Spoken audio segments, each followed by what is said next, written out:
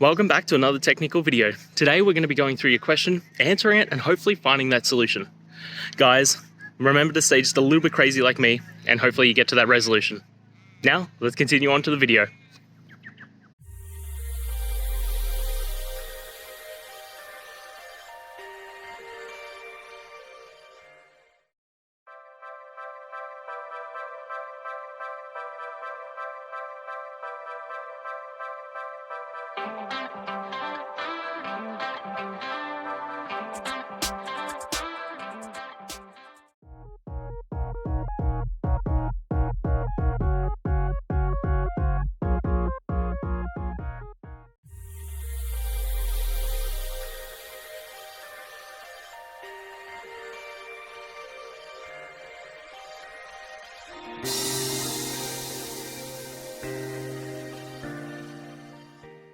And that's it.